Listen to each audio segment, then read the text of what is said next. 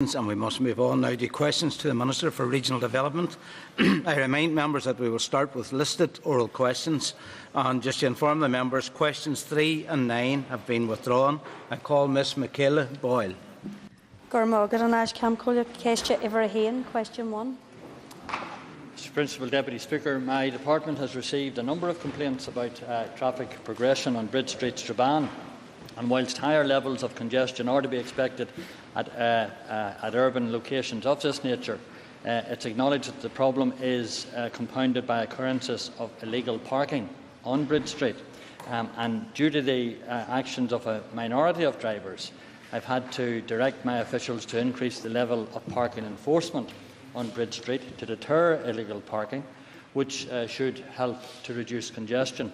In addition, a yellow box junction marking will be provided on Bridge Street to assist vehicles turning right into Melvin Road, where legal parking is available. It's expected that this work will be completed within the next 4 weeks. Michaela Boyle for a supplement. Can I thank the Minister for his response, and can I ask, has the Minister any discussions with the owner of the derelict buildings at the corner of Bridge Street, and would he give any consideration in investing those and demolishing those properties to provide additional parking, which would go a long way to solving the problem at Bridge Street? Grateful to the member for her supplementary question. Obviously, these are matters that my local officials will want to carry forward, if not already, and I'm happy to provide an update to the member on any possible progress, although she indicates that vesting property or land may be involved. That, of course, can be a lengthy process, but I'm happy to look at the possible solution that she's indicated, and will correspond with her on that matter. Mr Joe Byrne. Mr Principal Deputy Speaker, I thank the Minister for his answer. Can the Minister state if the road service are doing anything about improving the image and the general condition of that old bridge at Bridge Street? Well, grateful to the member for his question, and of course the member will know that there are projects in mind for 2 potential bridges, the upgrading of one and the other new bridge at Strabane to link in from the bus station into the town centre. But certainly the revised upstream bridge, known as Melvin Bridge, and obviously there's a scheme there being carried forward by Strabane District Council and part funded indeed by DSD, and it's making progress after delays to the original proposal. I previously committed $873,000 to part fund work on this bridge as one of my department's active travel pilot projects. My department, subject to the necessary technical approvals, will adopt the structure and approach footways when the project is successfully delivered. In relation to the downstream footbridge linking Melvin Road and the bus station to the town centre, I can advise that my officials are continuing to investigate ways to provide a cost-effective river crossing, but delivery of a landmark structure would require additional sources of funding to add to potential road service funding. And I call Mr Samuel Garden. Thank you, Mr Principal Deputy Speaker. Would the Minister provide an update on the 2 Strabane pedestrian and cycle bridges, please? Grateful to the member for his supplementary question, and it deals largely with the points that I've just addressed to Mr Byrne. As I've said, we are actively progressing to the best of our ability the scheme at Melvin Bridge, having indicated previous support of £873,000, and we will continue to progress through the necessary stages. And I call Mr William Irwin. Question number 2, Mr Principal Deputy Speaker. Mr Principal Deputy Speaker, road service winter service programme is based on the well-established practice of targeting the resources available for this service on the busier main through routes generally carrying in excess of 1,500 vehicles per day. In areas with difficult topography, roads carrying over 1,000 vehicles per day are salted. In addition, small settlements in rural areas containing 100 dwellings or more also have salted links to roads on the main salted network, and priority secondary salting is provided to around a number of rural schools that are most affected by the adverse weather conditions. Salting is also undertaken in urgent situations, for example, to provide access for the emergency services, unforeseen occurrences such as a funeral, or to help get fuel or feedstocks to farmers. I fully, Mr. Principal Deputy Speaker, fully appreciate and understand the concerns of rural businesses, particularly those in the agri-food supply sector. The member will, of course, know that it is simply not practicable to salt all roads in rural areas. My department's road service will continue to use its best endeavours during any severe weather events to help rural communities. However, the primary focus must remain the main through routes, which carry the vast majority of vehicular traffic. Irwin for his supplement. Can I thank the Minister for his reply? Does the Minister, I know of two rural businesses in both the Minister's and my constituency that employ 300 people that supply the agri-food sector with fresh food on a daily basis. Does the Minister believe that 300 employees and delivery lorries should have to travel on ungraded roads every day in the worst of the weather? Does he believe that's acceptable? Grateful to the member for his supplementary question, and I suspect that I know the businesses that he's speaking about, and indeed I've had contact with local businesses in my own constituency. We shouldn't underestimate the challenge that we face in terms of winter services and providing adequate and effective winter services. These are long-established now guidelines that have been agreed even by this Assembly and indeed enforced by my predecessors, including party colleagues of his own. Nonetheless, I do take seriously those issues, and I am aware that a number of businesses, certainly in my constituency, do avail of self-help provision with the cooperation of my department, and I want to encourage that, and where that is possible, certainly we will try and provide assistance. Mr. Declan McAleer. Could the Minister tell us, can local farmers and other agricultural contractors still apply to get on the DR list for the clearing of roads, and if so, how do they go about getting on that list? Well, I'm grateful to the member for his supplementary question, and indeed after the period of winter weather that we experienced earlier this year in and around the period just before Easter, I am aware that a number of additional farmers and local contractors came forward to be registered and to be processed.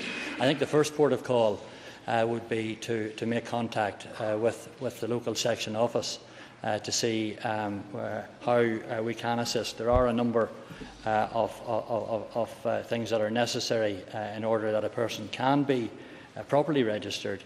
But I very much hope, as I made in my response to the earlier question, that self-help and the help within a community can go a long way, particularly in the rural areas, to ensuring that snow and ice are cleared at the earliest possible times. Mr. John Dallet. Mr. Principal Deputy Speaker, I thank the Minister for his answer, and if I may pay tribute to those people in the road service who in times of inclement weather carry out outstanding work to ensure that the wider community stays in contact.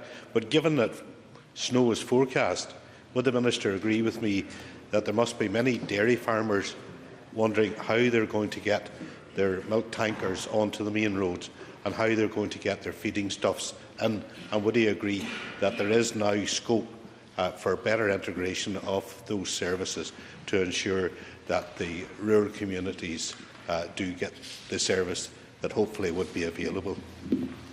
Yeah, well, I understand entirely, Mr. Principal Deputy Speaker, the point that the member makes, and indeed my department is already on alert for their winter preparations. My understanding is a yellow warning has been issued by the Met Office for later this evening and into tomorrow, and it is also indicating strong winds or gales for potentially Wednesday. So we are into the winter season very much, and in general, road service will continue to provide the services that it can. I can tell you that we have resources of something in the region of over 100,000 tonnes of salt.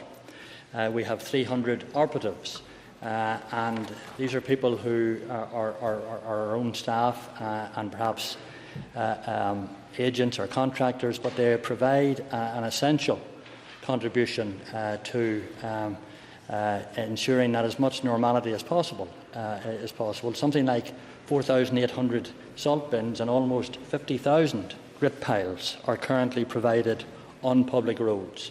And so it is a major operation. We don't have the resources to salt every road, and I know that is an issue even in my own constituency, as we've already heard. But the resources are therefore financially not unlimited to us, and we make the best use of it. And I think I want to thank and encourage all of the operatives who will undertake this important work on behalf of the entire community in this winter season. Mr. Danny Kinahan. Thank you very much, Principal Deputy Speaker. May I thank the Minister for his answer. Very much a good, thorough answer and everything. I'd like to praise those in my patch from the road service who have always responded well, particularly over self-help. But would the Minister look at promoting more the self-help side so that all of us know exactly when and how to respond to them? Because it is something I think a great deal of people don't know is there, and we think we should be encouraging people to use it. I'm grateful to the member for his welcome and for his acknowledgement of the work undertaken by staff, particularly in his own area, but province-wide. And of course, the member will be aware that we, as in previous years, issued the winter preparation, the winter services leaflet. We've issued that again with the best advice available to householders, every household in Northern Ireland, and indeed Northern Ireland Water have done likewise to offer sensible advice at this time of year as we approach the winter conditions, and we'll continue to do that. And of course, where we have the assistance and the help of public representatives also, I think that's a very good thing too. Sammy Douglas. Thank you, Mr. Principal Deputy Speaker. Question number 4, please. Mr. Principal Deputy Speaker, my department is represented in the Northern Ireland Local Steering Group, which is the overseeing committee organising the Giro d'Italia events in Northern Ireland. Officials from my road service are involved in the operational aspects of the event through the race committee, and have been liaising closely with the race organisers in agreeing the route of the 2014 Giro d'Italia in Northern Ireland. Based on an inspection, the organisers were very content with the condition of the roads to be used for the 3 stages taking place in Northern Ireland. Whilst there are a small number of issues to be addressed by my department prior to the event, no upgrades have been requested. The delivery structure of the event has targeted legacy as one of the primary objectives of the event. Whilst the Northern Ireland Tourist Board is leading this aspect of the event organisation, my department will assist wherever possible. Sammy Douglas. Could I thank the Minister for his very detailed response? And would the Minister agree with me that first impressions are last impressions and we only have an opportunity for a first impressions? And would he be willing to get on his bike and join me, maybe a cycle from Titanic to Stormont over the next number of weeks to see the good, the bad and the ugly status of our roads? Well, grateful to the member for his supplementary question and indeed the challenge that he has posed me. And I'm not sure who will identify the good, the bad or the ugly, but very happy to join with them to look. Can I say that the only engineering measure identified is the removal of some road studs, in other words, cat's eyes, on the approach to a couple of the two stages where it actually ends, the finishing stages. So we are generally very happy with, and the organisers have expressed satisfaction with the condition of the roads. The start of the 2013 Giro d'Italia was held in Naples, the member will know.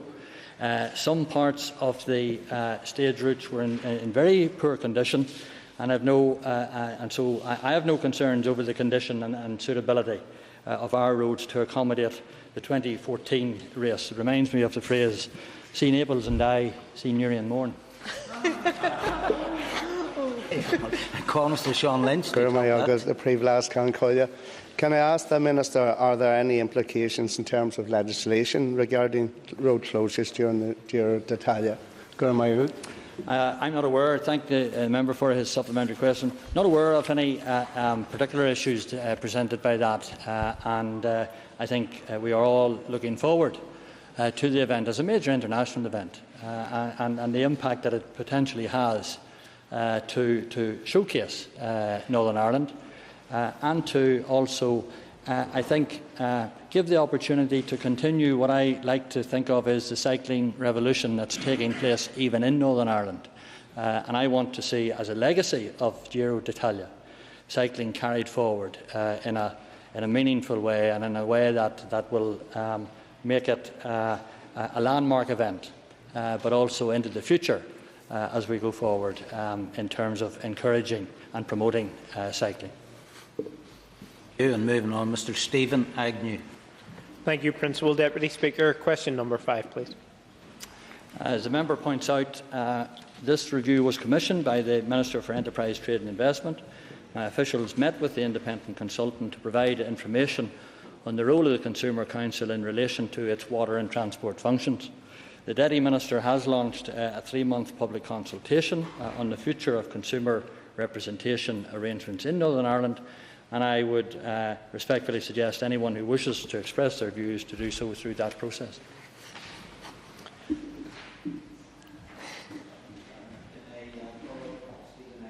Supplementary. Thank you, Principal Deputy Speaker, and I thank the Minister for his answer. The Consumer Council can be a very effective link between departments and consumers, and I think specifically around water reform, I know they played a very key role in informing consumers.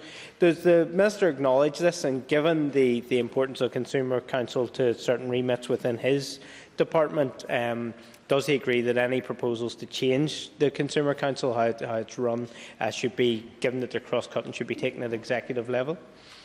I'm grateful to the member for his supplementary question, and I do acknowledge that I think there is always and will always be a role for independent scrutiny on behalf of the consumer, so that best value can be achieved for the consumer.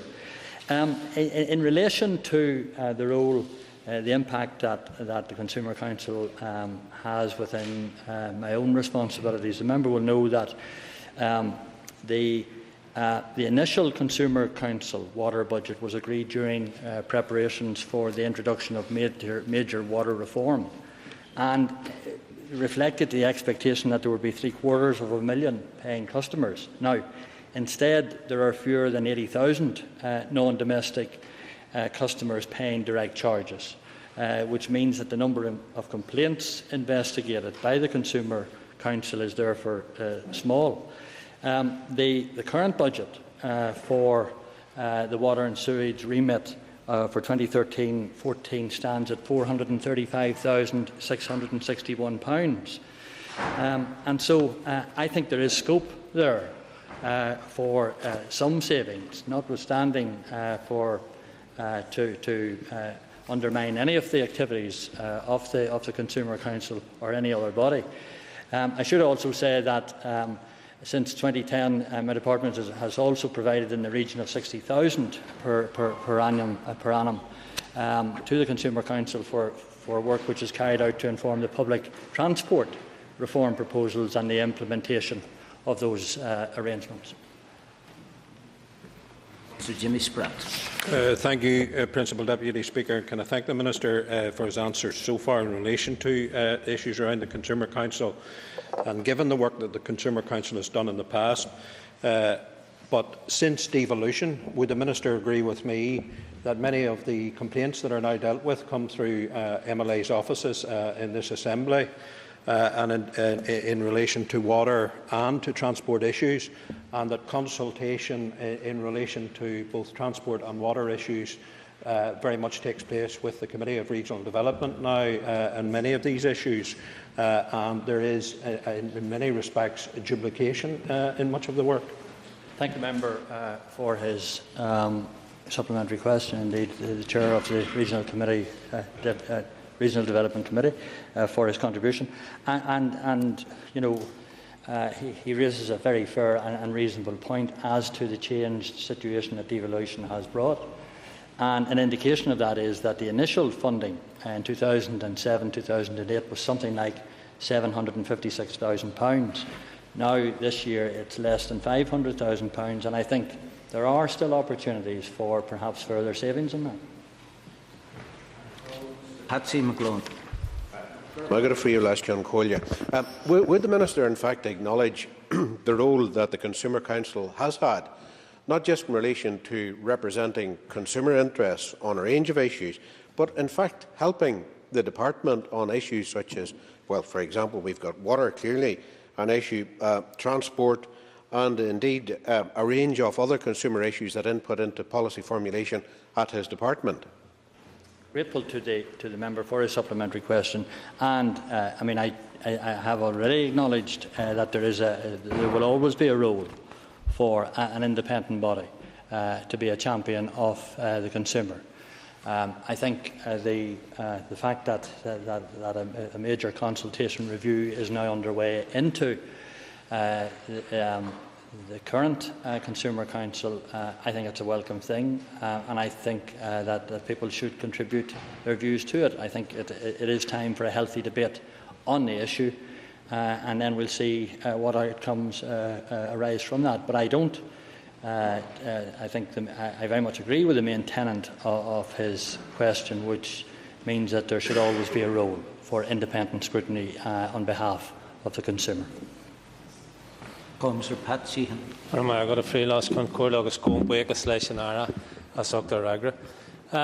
Minister, there has been some criticisms of the governance model at ANI Water, and I wonder, has the department made any progress in carrying out a review of this model? Grateful to the member for his supplementary question. Nothing to do with the Consumer Council, of course, but anyway, I'll take it. The member will know, or should know, that this issue was remitted to the Budget Review Group as part of the Executive, and that is where the discussions in terms of the funding and governance of NI Water issues will be resolved and brought forward. And of course, I think it's important to say that the Executive per se would want to be part of an important, what would be, I think, an important landmark decision for the future governance and financing of Northern Ireland Water, and no doubt his political colleagues around the executive table and in the Budget Review Group will want to play their part in that. Now I call Ms Karen McKevitt. Thank you, Mr. Principal Deputy Speaker. Question 6. Mr. Deputy Speaker, Principal Deputy Speaker, my department's road service, NI Water and Dard Rivers Agency all provide key infrastructure which contributes to drainage and alleviation of flood risk in the South Down area and throughout Northern Ireland. All three bodies carry out cyclical inspection of sewer, road gully, culvert and designated watercourse infrastructure, taking account of risk and weather conditions. Where necessary, remedial work is carried out to maintain the drainage infrastructure, for example, removing sewer blockages, cleaning gullies and ensuring that inlet grills are operating properly. Work to improve our drainage systems within the South Down area is currently being progressed at various locations, including St Jude's Gardens in Rostrevor, and Newry Road sewage pumping station in Warren Point. A scheme has recently been completed at Water Street, Horners Lane, Newry, and essential improvements to the sewer infrastructure in Downpatrick are planned, which will also help to reduce the risk of flooding in the area. Appraisal studies in respect of potential improvements in other areas are ongoing. Unfortunately, severe rainfall will always have the potential to overwhelm drainage systems. However, my department and NI Water, along with Rivers Agency and other statutory agencies, will continue to work towards reducing the risk of flooding and mitigating the impact on people's homes and lives when it occurs. Thank you, Mr Principal Deputy Speaker. Can I thank the Minister for his answer and welcome the flood alleviation schemes the Department introduced, particularly around St Jude's and Strabane and Newry Street, Warren Point, which I do know that work has started. Can I ask the Minister, has he any plans to develop further flooding alleviation schemes in the South Down area in the near future? Well, I'm grateful to the member for her comments, her positive comments in respect to the work that's been done at St Jude's, Rostrevor and indeed Newry Road, Warren Point, which I think is close to her own advice centre. I'm sure that's not the reason why she asked about it, but anyway. Northern Ireland, I can tell the member that Northern Ireland Water will spend over £5 million on appraisal studies and flood alleviation works in the South Down area during the period 2010 to 15. It would be prohibitively expensive to build the infrastructure necessary to deal with all that our weather can throw at us. However, we do need to invest more in our water and sewer system. I believe that investment in infrastructure is an effective measure to mitigate the impact of flooding, and I'm keen to play my part in taking the actions necessary to address the problem. I have and will continue to seek additional investment for water and sewage services through our budgets. I call Mr Melvin Story. Thank you, Mr Deputy Principal Speaker. Widening the issue from beyond the confines of South Down into my own constituency in Northumberland, could the Minister outline what discussions he's had with River Agency in particular and other agencies around flood alleviation schemes, particularly to prevent, as what happened early in May this year when we had severe rain and the train line between Ballymoney and Coleraine was closed as a result of flooding? The Minister can decide whether he wishes to answer that. It has widened it quite considerably, but it's your choice. Yeah. Well, I know him quite well. It doesn't make any difference, of course, but anyway. The member will, of course, know that the issue of flooding was the subject of a PEDU report commissioned by the Executive and which reported back to the Executive at the time after the very severe floods that we had in June 2012. The outcome of that made a great many recommendations, including greater cooperation and greater collaboration between departments, my own department in terms of road service and NI Water, and in terms of working with Rivers Agency, who of course are under the competency of the DARD Minister.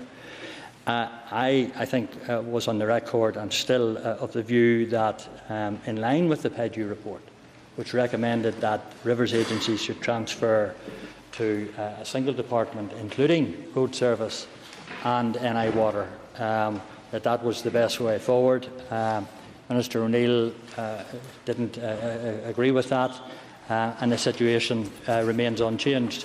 But certainly every effort is made in every area. And I understand that the area that he has raised in his own constituency. But there is good cooperation, I believe, between the various agencies. Whether or not bringing them under one ministerial responsibility, I think, would give added benefits, but we're not quite there yet. Very quick supplementary from Mickey Brady. Just on the following on from your answer there, Minister, can you confirm if you've had any discussion with the DARD Minister to bring the Rivers Agency within the remit of your own department? Grateful to the member for the issue was raised generally through as I said, the formation of the PEDU report, and views were very clearly expressed at that point. Minister for Agriculture and Rural Development has continued to hold the view that she prefers to keep Rivers Agency under her remit. I have a different view, but it continues to sit. Order, and that ends the period for oral questions, and we will now move on to those topical questions that have been listed for the Minister. And the names at 3, 6 and 8 have been withdrawn. I call Mr Gordon Dunn.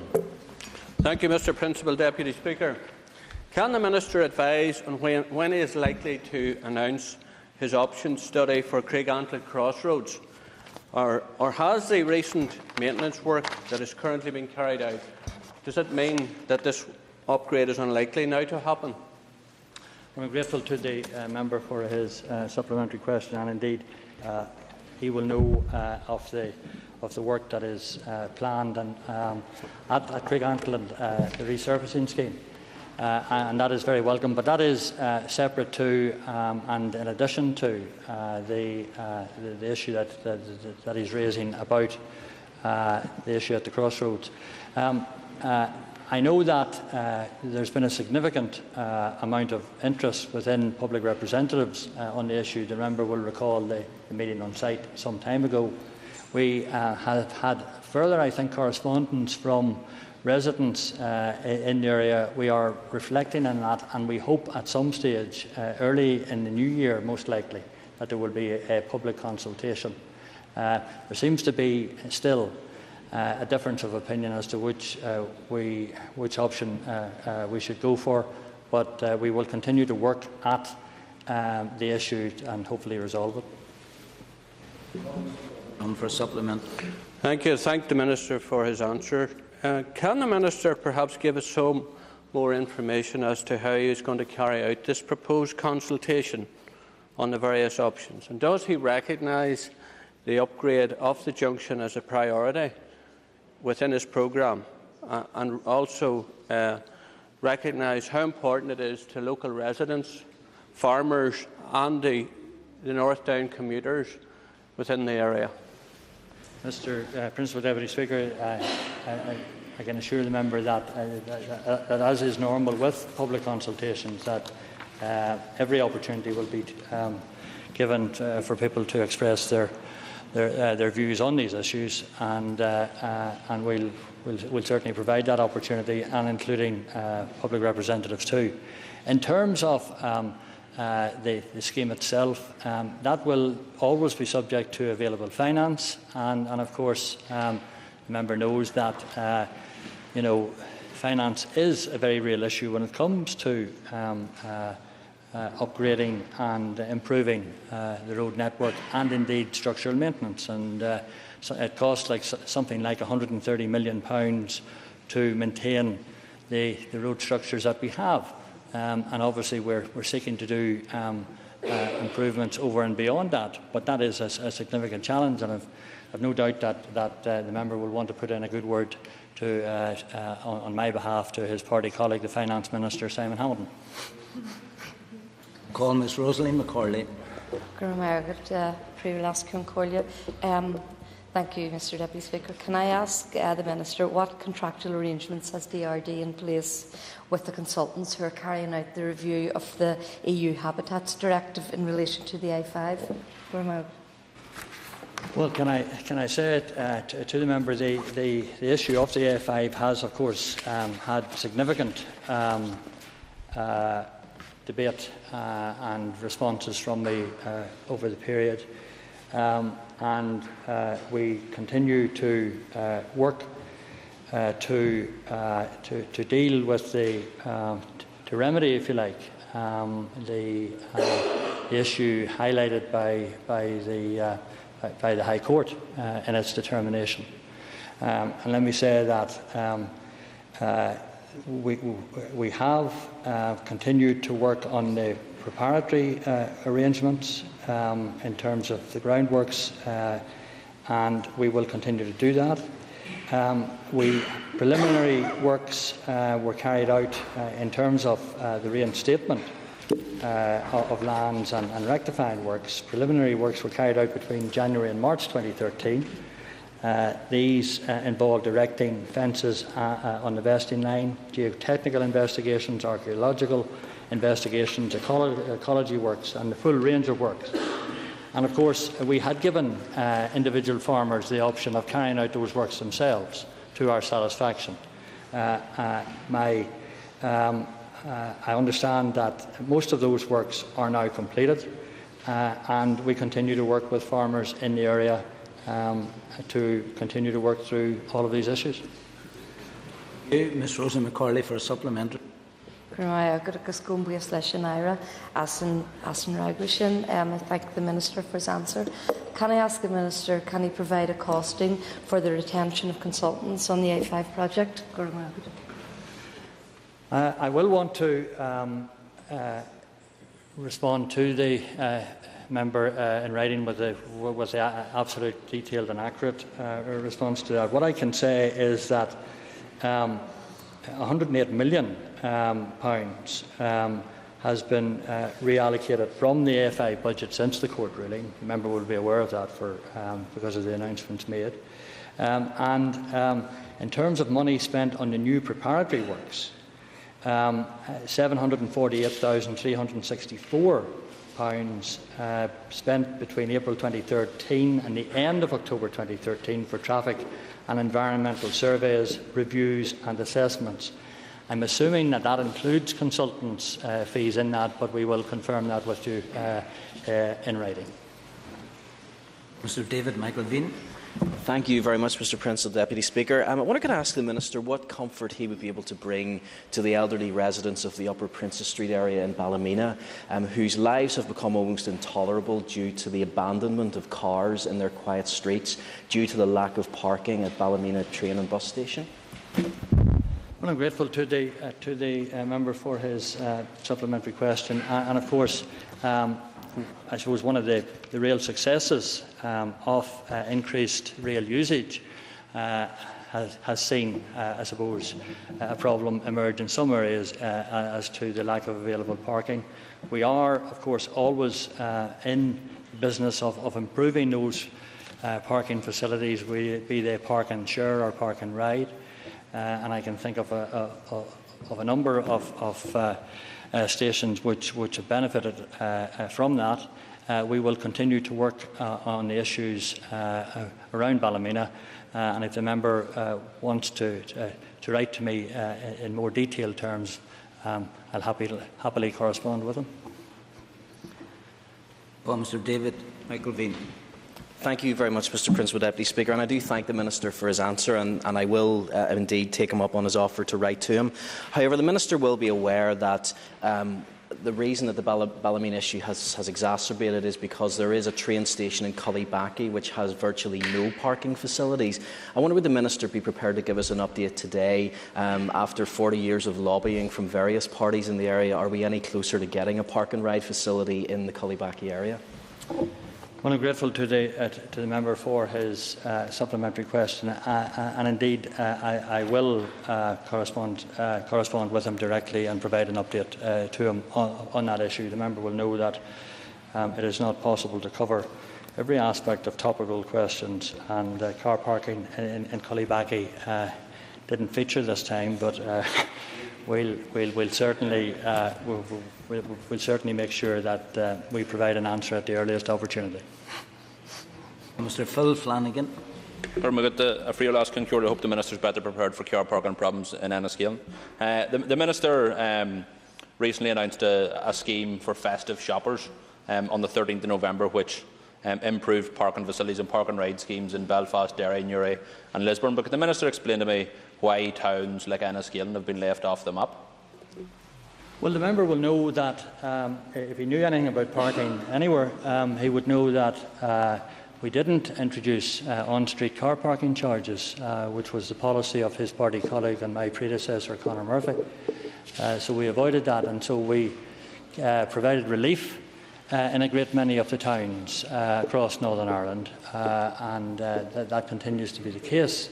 The difference in some of our other locations, the locations that he's mentioned, Londonderry, Lisburn, Newry and parts of Belfast, are that there were on-street car parking charges introduced there, and therefore it's felt appropriate and fair in the run-up to the festive period that people should benefit in those areas from the same advantages that people have in other towns across Northern Ireland.